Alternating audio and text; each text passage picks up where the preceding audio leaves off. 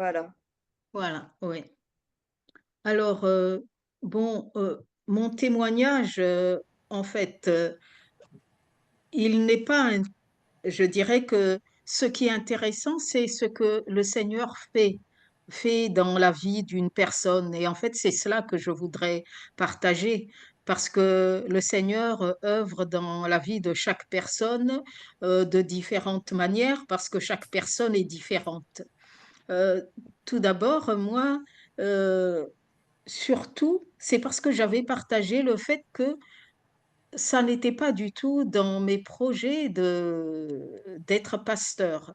Avant d'être pasteur, j'avais un autre travail et j'avais fait d'autres études. J'avais fait des études de philosophie et d'ailleurs, c'est comme cela que j'ai connu, Nirina, parce qu'elle aussi avait fait des études de philosophie et à cette époque-là, oui, c'était d'être, d'être, dans l'enseignement, d'enseigner la philosophie. Mais il se trouve que le Père, Fils, Esprit Saint, notre Dieu, en a décidé autrement. Et en fait, c'est cela que je voudrais partager, mais je voudrais quand même baser mon témoignage sur 2 2 textes. Le premier, c'est quand ce qui est dit dans la deuxième lettre à Timothée. Deuxième lettre à Timothée, le chapitre premier est juste les versets 11 et 12. C'est pour cette bonne nouvelle que moi j'ai été institué héros, apôtre et maître. C'est aussi pour cette cause que j'endure ces souffrances, mais je n'en ai pas honte car je sais bien en qui j'ai placé ma foi. Et je suis persuadée que celui-là a le pouvoir de garder ce qui m'a été confié jusqu'à ce jour-là. Ce que je retire là, ce que je voudrais mettre en valeur, c'est quand il dit: «Je sais bien en qui j'ai placé ma foi» ou en d'autres traductions: «Je sais bien en qui j'ai cru» ou «en qui je crois» et c'est cela, le verbe savoir.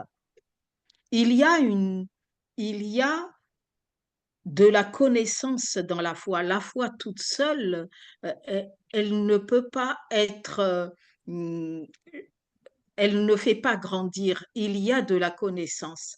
Il sait qui est ce Jésus qu'il a appelé et en fait, pour moi, c'est de cela aussi.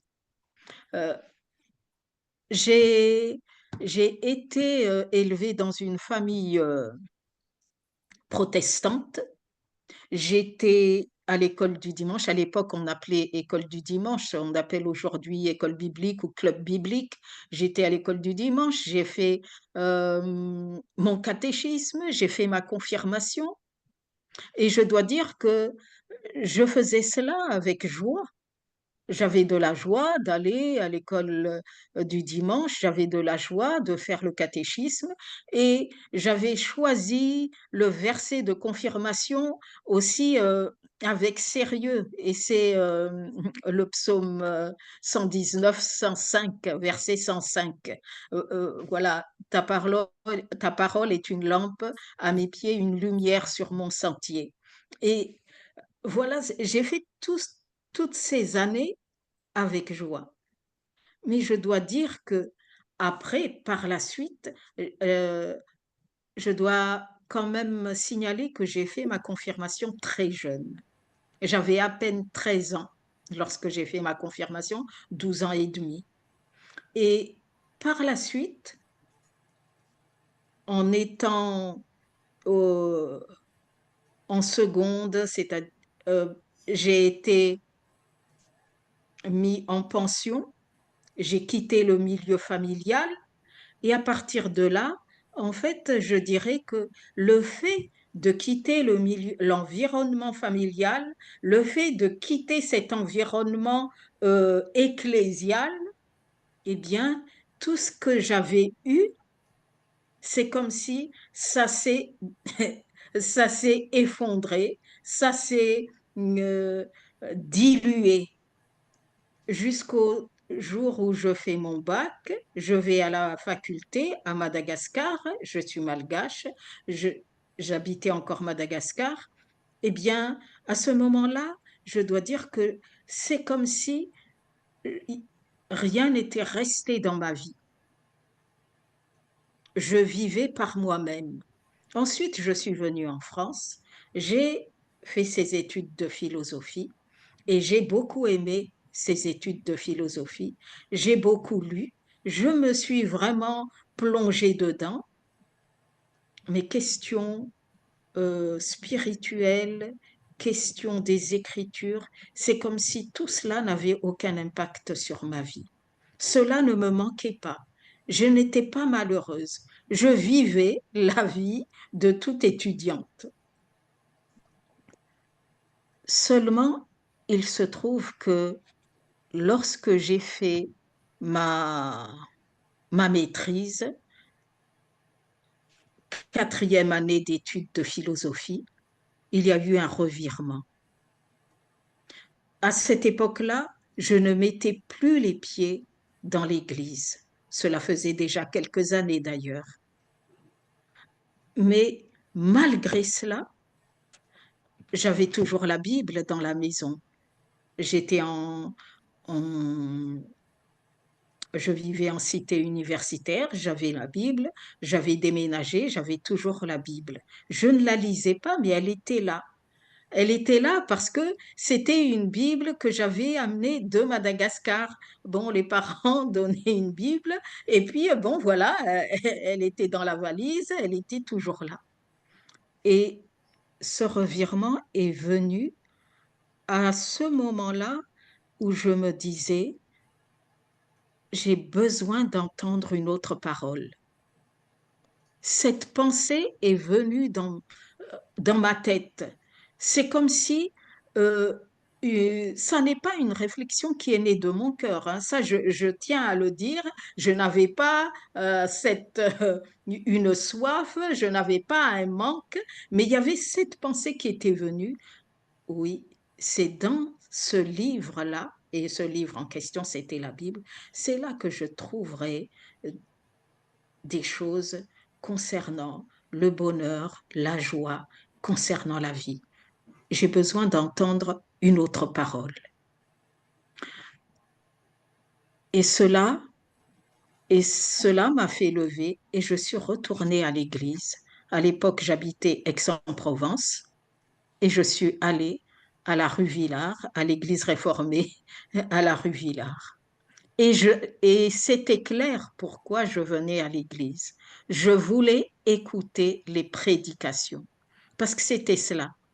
J'avais besoin d'entendre une autre parole. J'avais besoin d'entendre autre chose que ce que je lisais, que ce que je commentais. J'avais besoin d'autre chose. Et je peux vous dire qu'à partir de ce moment-là, je suis venue fidèlement à l'église, mais c'était pour les prédications. Et ça me, ça, ça m'apportait quelque chose, intellectuellement surtout. Euh, mais je dois dire que oui, j'allais fidèlement à l'église. Et à l'époque, il y avait d'autres étudiants qui se moquaient un peu en disant, mais qu'est-ce que tu perds ton temps? Alors je disais, j'avais aucune honte en disant, non, non, moi j'ai besoin de venir à l'église, j'ai besoin d'écouter une autre parole. Et c'est comme cela que, à cette époque-là, euh, je ne connaissais pas, je pouvais pas dire, voilà, Dieu fait ceci. Non, j'avais pas ce langage-là. C'était intellectuel. J'avais besoin de cette parole. Et, mais par la suite, il se trouve que je fais d'autres rencontres et de rencontres de chrétiens qui vivent leur foi. Et en fait, il y avait les deux. euh, Ces personnes me parlaient de leur vie, je les voyais vivre, et puis il y avait ce besoin intellectuel que j'avais. Et en même temps, je voyais qu'il y avait une différence entre ma vie et ce que je lisais dans la Bible. J'ai recommencé à la lire et il y avait une différence entre ce que ces personnes vivaient et ce que je vivais. Je voyais, je disais, mais je ne, je ne vis pas la même chose. C'est, et c'est, voilà, c'était un constat que je faisais. Cependant, avec le contact de ces personnes, ensuite, je suis arrivée à aller à des groupes. C'était pas encore des groupes d'études bibliques, hein. Non, c'était pas cela, même pas de méditation biblique, mais c'était des groupes de rencontres. Il y avait euh, où on présentait un livre, par exemple, c'était cela, un livre. Mais à partir de ce livre, la personne qui animait le groupe amenait aux Écritures. Elle faisait le lien. Ou bien il y avait une personne qui arrivait et qui faisait un témoignage de sa vie, et puis euh, tout était relié au- à cette parole de Dieu. Et c'est comme cela que je dirais, petit à petit, je suis rentrée dans la vie de cette parole. Petit à petit, ça a un impact sur ma vie. Ça n'était plus quelque chose d'intellectuel, c'est vrai, ça a commencé comme cela, mais après, c'est comme si je rentrais de plus en plus dans cette parole de Dieu. Ça commençait à être familier. Et j'ai continué mes études de philosophie. Et là, j'ai découvert, là, je suis revenue à l'église et vraiment, pour y vivre, j'ai commencé à vivre, j'ai commencé à m'engager et je dois dire que il y avait l'église malgache et j'allais même le matin donc à l'église française, l'après-midi à l'église malgache, ce qui fait que à un moment donné, mes dimanches, c'était entièrement dans l'église. Et c'est comme cela que la soif de m'engager est venue. Et il y a eu, là, j'ai commencé à participer à des études bibliques euh, avec d'autres. J'allais à l'église malgache, j'allais à l'église, il y avait des amis qui allaient à l'église, dans une église évangélique, j'allais avec eux. Il y avait l'église réformée. En fait, j'avais vraiment, je commençais à vivre avec des frères et sœurs chrétiens. Et c'est comme cela que je dois dire par la suite, maintenant que je fais l'analyse, lorsque je fais ce témoignage, c'est là, à cette époque, je ne parlais pas encore de cette manière, mais c'est maintenant que je peux dire, oui, le Seigneur a utilisé toutes ces personnes qui étaient autour de moi et il a utilisé surtout les saintes écritures pour se révéler à moi. Et c'est comme cela que petit à petit, moi, j'ai eu le désir de m'engager. Et c'est là qu'il y a eu un premier choix que je devais faire.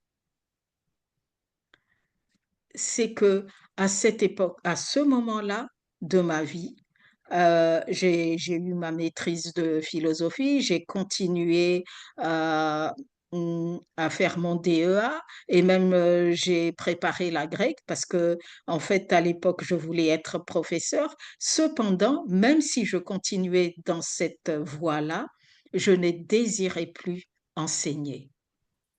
Vraiment, je ne voulais plus enseigner la philosophie. Mais mon problème, c'était comment est-ce que je vais vivre? Et c'est là que j'ai fait le choix de décider de chercher un autre travail, même si il fallait débuter vraiment très humblement. Et d'ailleurs, Quand je dis très humblement, ben oui, j'ai fait des ménages. Donc, un temps, j'ai fait des ménages. J'avais déjà donné des cours de philo, mais là, j'ai fait des ménages et c'est justement en faisant des ménages chez une dame.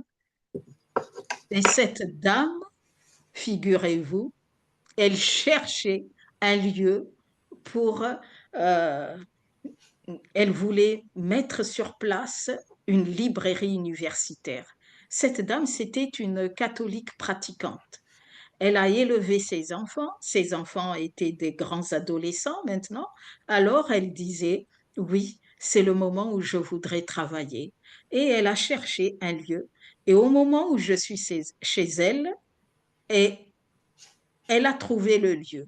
Et comme on discutait, elle savait que j'avais fait euh, des études de philo, elle a connu mon parcours, alors elle m'a dit, est-ce que vous ne voulez pas m'aider à mettre sur pied mon fonds, mon fonds de philo pour cette librairie? Alors, ben oui, j'ai dit, ben oui, je peux vous aider avec ce que je sais. Et donc, c'est comme cela que j'ai commencé donc à travailler avec cette dame dans sa maison. Je faisais le ménage, après, je laissais les balais et tout cela, et on commençait à mettre sur pied quel livre avoir comme fond, voilà, qu'est-ce qu'il faut garder, etc. Donc, on n'avait pas encore les bouquins à la librairie, mais on faisait cela, on faisait le travail à la maison. Ensuite, les livres sont arrivés, j'ai j'ai travaillé à la librairie et j'ai appris sur le tas. Et c'est comme cela que je suis devenue libraire, j'ai appris sur le tas et comme quoi le Seigneur a préparé des choses. Vous voyez ce que je vous dis là, c'est après coup que je fais cette analyse, mais sur le coup, ben, je suis humblement le cours des choses. Il y a des rencontres et voilà, euh, j'a- j'accepte de faire ces ménages. Euh, à la librairie, eh bien, je suis à la caisse, je m'occupe du rangement des livres. Après, je m'occupe des commandes, savoir quel livre il faut, et au fur et à mesure. Et je suis quand même restée une bonne dizaine d'années dans cette librairie. Elle n'existe plus, cette librairie universitaire. Elle a été mangée par des librairies plus grosses par la suite. Mais euh, je peux dire que elle marchait bien. C'était une librairie familiale. Et là, en fait, en même temps, j'avais un travail et en même temps, je pouvais m'engager au sein de l'Église pour le Seigneur. C'est, voilà. Et la place de la parole, ça, voilà, c'est ce que je voudrais dire. Si mon engagement allait de plus en plus loin, c'est parce que c'est que la parole de Dieu, elle grandissait. La connaissance de la parole. Certes, je connaissais déjà, c'est quel, je ne suis pas une personne qui ne connaissait pas la parole de Dieu. Je la connaissais, mais c'était intellectuel qui n'avait pas d'impact sur ma vie. Mais là, c'est une autre connaissance, une connaissance qui, comme dit le verbe connaître dans l'évangile de Jean, a beaucoup de place. Eh bien, c'est ce type de connaissance, connaître intime, vivre cette parole. Et surtout, c'est le fait de vivre dans une communauté. On ne peut pas être chrétien, on ne peut pas grandir dans la foi tout seul. C'est mon expérience, hein, mais je pense que c'est comme cela. On ne peut pas grandir dans la foi tout seul. Il y a la parole de Dieu et puis il y a les frères et sœurs aussi. Et c'est comme cela que je dois dire que j'ai grandi. Et pendant 10 ans dans la librairie, eh bien, j'ai grandi dans le service. J'ai pris, j'ai pris des ministères au sein de l'Église malgache. Euh, mais c'est comme si cela ne me suffisait pas. j'avais une autre soif, je voulais servir le Seigneur à plein temps. Et là, il y a eu un deuxième choix à faire. C'était de quitter vraiment le travail, parce que si je veux servir le Seigneur à plein temps, il faut que je fasse des études de théologie. Et c'était là le deuxième choix, qui n'a pas été facile, c'est vrai, mais je dois dire que ce choix, s'il a mis du temps pour moi, c'est parce que je ne voulais pas que ça soit un choix émotif qui vienne, que ça soit un désir personnel. Donc, il a fallu du temps à partager avec les frères et sœurs, avec les aînés spirituels, du temps dans la prière. Et c'est ensuite que, oui, là, j'ai pris la décision. Je vais laisser mon travail et je vais faire ces études de théologie. Et j'ai commencé à Aix et ensuite je suis allée à Strasbourg. Et je dois dire que oui, les portes se sont ouvertes. Ça n'est pas que j'avais les moyens de vivre, non, puisque j'avais laissé mon travail, mais il y a cette confiance. Et c'est cela, quand je sais en qui j'ai cru, j'ai commencé à le connaître, donc ma confiance a augmenté. Et c'est pour cela, je pense que j'ai pu faire ce choix-là, aller à Strasbourg. Et je dois dire que Strasbourg, je n'y étais jamais.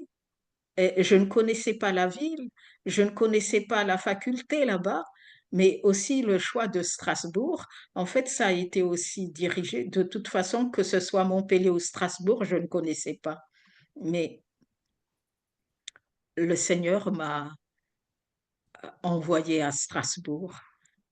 Et oui, c'est lui qui a ouvert les portes parce que ça n'était pas du tout dans mon plan d'aller à Strasbourg à ce moment-là. Et comme quoi le Seigneur a son plan à lui. Moi, dans mon plan, c'était que je reste d'abord à Aix au moins 2 ans, ou peut-être jusqu'à la licence, et ensuite aller soit à Montpellier et à Strasbourg. Mais il se trouve que je n'ai fait qu'une année à Aix. À la fin de la première année, je monte à Strasbourg pour demander des renseignements. Et c'est quand je demande les renseignements, les personnes qui me reçoivent à Strasbourg me, en fait, euh, en fait, me donnent tout de suite ce qu'il faut pour m'inscrire. En fait, c'est comme si, je dirais pas qu'ils ont mis la pression, mais en fait, ils m'ont dit, mais restez, il faut que vous rencontriez monsieur Untel, il faut que vous le rencontriez. Et en fait, ça s'est passé comme cela. Et finalement, lorsque j'ai partagé cela avec les aînés spirituels à Aix-en-Provence en disant, voilà, je suis montée pour demander des renseignements, mais voilà ce qu'on ce qu'on m'a dit, ce qu'on m'a proposé. On m'a proposé que je m'inscrive tout de suite pour cette année. Et donc, c'est mi-septembre, me voilà à Strasbourg. Fin septembre plutôt, fin septembre, me voilà à Strasbourg. Et c'est le Seigneur qui a pris en charge de diverses manières mes études. Si la première année, en fait, je pouvais avoir, parce que comme j'ai travaillé, il y a eu les assédiques pour la première année, mais après, par la suite, il fallait que j'ai de quoi vivre, mais sans rentrer dans les détails, eh bien, oui, quand les gens disent le Seigneur a pourvu, c'est comme si on raconte des choses. Mais non, mais pour moi, c'est vraiment des, des choses. Bon, j'avais fait des remplacements de pasteurs, j'avais fait des suffragances. Et en fait, voilà, c'était de cette manière que j'avais pu donc vivre à Strasbourg jusqu'à jusqu'à ma maîtrise. Et ensuite, je suis rentrée dans l'Église réformée. Voilà. Et, mais ce que je voudrais quand même dire la synthèse de tout cela, c'est que oui, c'est la grâce, c'est le Seigneur qui, d'une manière ou d'une autre, touche le cœur ou l'esprit d'une personne. C'est lui qui est en premier. Ensuite, cette personne, elle répond. Bon, moi, bon, j'ai pas entendu un appel, mais euh, elle répond. Mais le passage obligé, c'est la parole, la confrontation avec la parole de Dieu. S'il n'y avait pas cette confrontation avec la parole de Dieu, ces échanges, cette connaissance, je n'aurais pas grandi dans la connaissance de Jésus-Christ et peut-être que je n'aurais pas pu le servir par la suite. Mais il y a euh, cette confrontation avec la parole. Et quand je pense à, là, nous allons rentrer dans le temps de l'Avent, ensuite il y aura Noël, je pense surtout au texte qu'on a lorsque c'est l'Épiphanie. Ce sont les mages, des personnes loin, loin spirituellement et loin aussi physiquement. Pour eux, c'est l'étoile. En fait, Dieu rentre dans leur monde à eux d'une certaine manière, donc c'est l'étoile. Et c'est ça qui le fait lever pour aller jusqu'à Jérusalem. Et là, ils ont la confrontation avec la parole. C'est le texte de Michée qui dit, c'est à Bethléem. Et ensuite, la rencontre avec le petit enfant.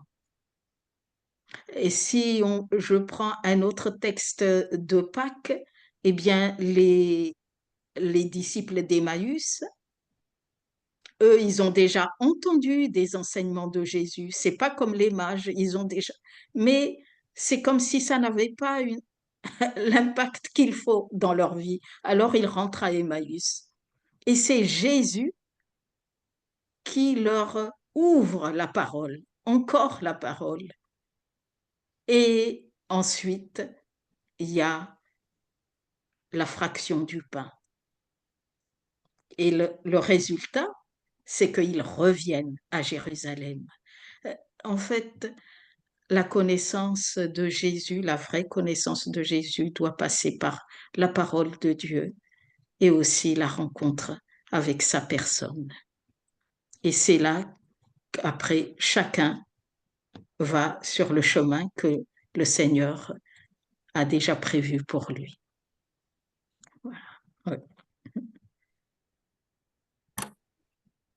Merci, merci Vouloul. Est-ce que je peux te poser quelques questions? Oui, oui, oui.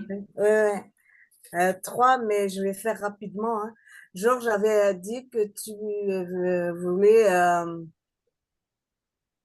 appeler à servir, que l'appel à servir est important. Et Oui, deuxièmement, euh, moi je pense à la mission au-delà des frontières, qui peut être aussi dans dans les choses pastorales. Et enfin, qu'est-ce que tu penses de ceux qui sont réfractaires à la mission, à l'évangélisation, qui parlent de prosélytisme, etc. oui, oui, oui. En fait, bon, la mission, elle a divers aspects, hein. Mais c'est cela. On, la personne qui dit qu'elle a rencontré le Seigneur et après qui ne partage pas, c'est peut-être, non, c'est pas une vraie rencontre. Tu, euh, euh, tu, tu parles, tu partages, tu témoignes de ce que tu as reçu en commençant par le cercle qui est autour de toi, ta famille, les gens qui sont autour de toi. Et en fait, la mission, elle commence là, hein. Elle commence là. Et il y a des gens qui vont poser des questions, mais pourquoi tu dis cela? Pourquoi tu fais telle chose? Et c'est là, ce sont des moments où on peut témoigner de ce qu'on a reçu et pourquoi je fais ça, pourquoi je fais tel choix. Et ensuite, évidemment, selon, après, c'est pour cela que je dis qu'après, c'est selon le chemin que le Seigneur, chacun a son appel. Tout le monde n'est pas appelé à être évangéliste, par exemple. Tout le monde n'est pas. Il y a d'autres qui ont un appel pour accompagner, d'autres un appel pour évangéliser, vraiment pour être évangéliste, pour prêcher. Il y a d'autres, euh, par exemple, si je prends le ministère pastoral, c'est différent d'un évangéliste, hein, déjà. C'est vrai que tous ces ministères-là sont des ministères de la parole, mais ça se décline différemment. Donc, après, c'est une question d'appel. La personne qui est appelée à une chose, euh, qu'il y a d'autres qui sont pas d'accord, mais c'est lui qui est appelé. Voilà, c'est quelque chose de personnel, un appel, hein. C'est, après, si la personne, elle dénigre, peut-être que la personne qui dénigre n'est pas du tout appelée à cela, elle comprend pas, est-ce qu'elle a entendu son propre appel, cette personne, ou voilà. Mhm.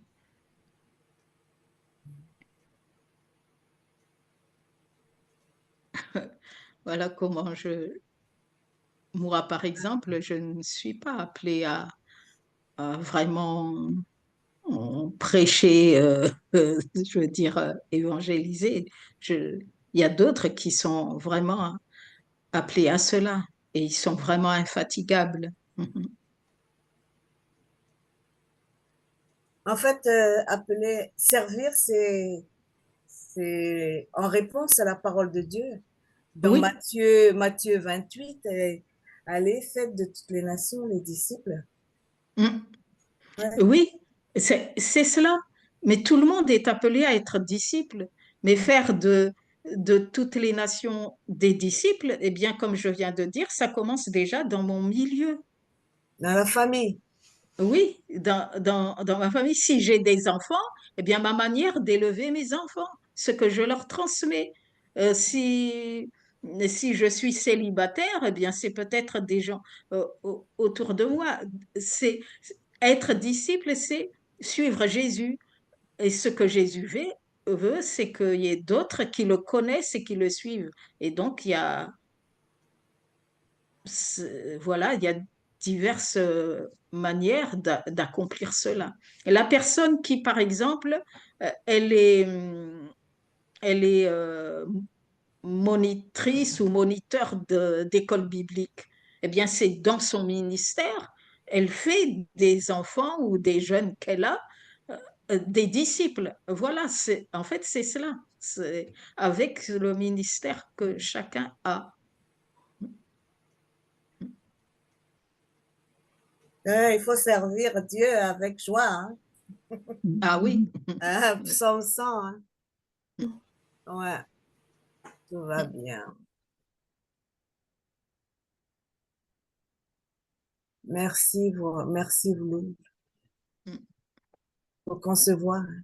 Est-ce que d'autres personnes Oui. auraient des questions à poser? Faut en Ouais, profiter là. ouais, Pardon? ouais. Oui. S'il y a d'autres questions, Ou des réactions? Non, moi je trouve ce témoignage magnifique et voilà, c'est formidable hein, d'avoir répondu à cet appel. Oui, moi j'aime beaucoup la manière très simple finalement de dire bah, je vivais par moi-même. et, Mm. quelque chose Oui. s'est produit. Et ce lien que tu fais entre la connaissance et la parole, d'un point d'un point de vue Intellectuel. intellectuel ou alors d'un point de vue beaucoup plus personnel Mm. et spirituel. Mm. Et je te remercie pour, la dernière précision que tu as fait que oui, on est, sûrement tous appelés à être disciples, mais qu'il y a plein de manières, d'y répondre. Voilà, parfois il y a certains témoignages où on se dit: «Oh là là, mais c'est tellement grand et grandiose Oui, et qu'est-ce que nous?» et du coup, je trouve ça très beau aussi de pouvoir dire: «Mais chacun, chacun reçoit, en fait». oui, oui. Mhm. D'autres personnes auraient envie de demander quelque chose, de partager quelque chose? T'as pas Oui. répondu. T'as pas répondu à la mission au-delà des frontières. Mmh. Hmm? Ouloul, Pardon, tu n'as pas répondu à la question sur la mission au-delà des frontières. au-delà des frontières, c'est-à-dire, C'est-à-dire, si on est en France, ce sera hors de France. Si on est à Madagascar, c'est hors de Madagascar, par exemple, hein. ah oui, mais Ça, c'est, c'est oui, encore autre chose, c'est une mission encore, oui. Ouais, oui, oui. oui, oui, mais ça c'est, euh, comme je viens de dire, en fait, bah, ça demeure, mais tous ne sont pas appelés à cela. Il y a, et je pense qu'aujourd'hui, il y en a qui font, il y a des organismes missionnaires. Mais il y a de diverses manières. Il y a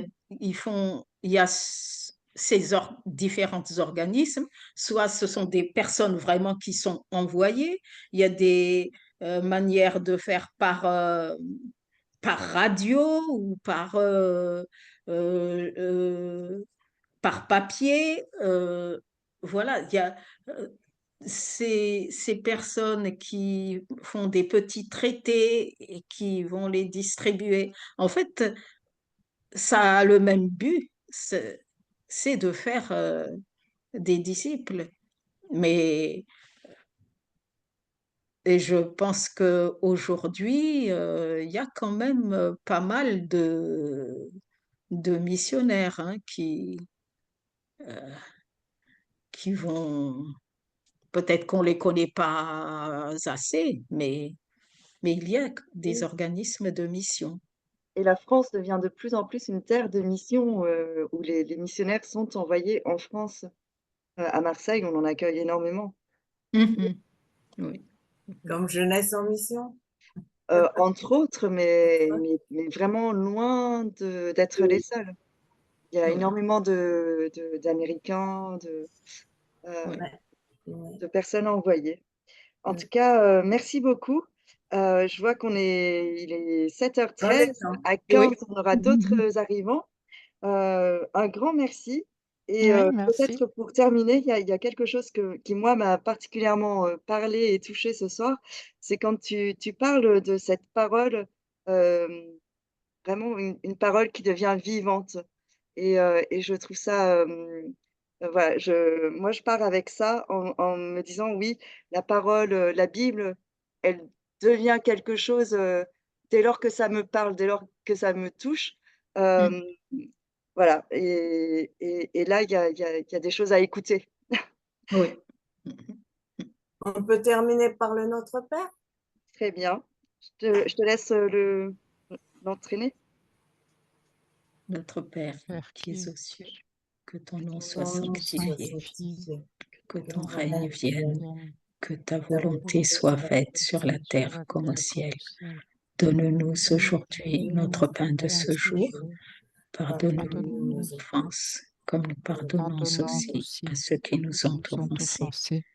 Ne Ne nous nous laisse laisse pas pas entrer entrer en en tentation, tentation, mais délivre-nous du nous mal, du mal. car c'est à toi qu'appartiennent appartiennent le le règne, la règne, la puissance et puissance la et la gloire gloire pour les pour les siècles des siècles des siècles. siècles. Amen. Amen. Et Merci. Raouni, du coup, si tu es encore sur Marseille pendant quelques temps, bah, bienvenue à Terre Nouvelle. Ben oui, peut-être, oui. Je... Viens le 7 décembre. Tu Ah viens. bah oui, le 7 décembre, samedi, on a une grande fête à Terre Nouvelle. Quand? Le 7. Ah, mais le 7 aussi, ici, on a quelque chose. Ah bah oui, Oh, c'est vrai, vous avez le café éphémère ou quelque chose comme ça, non? Mais, ça sera le 15, le café éphémère, mais le 7, il y a Marabane qui fait quelque chose, je crois. Oui, Oui, il y a les Carols, je sais pas quoi. oui, voilà. Oui, oui. Et merci Ok, de très bien. continuer à venir à Magnan. Et moi, j'ai assisté à le même témoignage que tu viens de Ah, faire ah oui, lors du double conseil presbytéral là, oui, de oui, oui. Grignan et de Magnan. Et ça m'avait beaucoup plu. C'est pour ça que j'ai voulu me rebrancher ce soir pour Ah t'écouter. oui. Voilà. Alors, je te dis à bientôt à Magnan. À bientôt. Oui, À oui. bientôt. Au Je vous laisse vous revoir. déconnecter parce que je dois rester merci pour une autre beaucoup. réunion. À la prochaine. Au revoir. Au Merci, revoir. au revoir. Oui. Bonne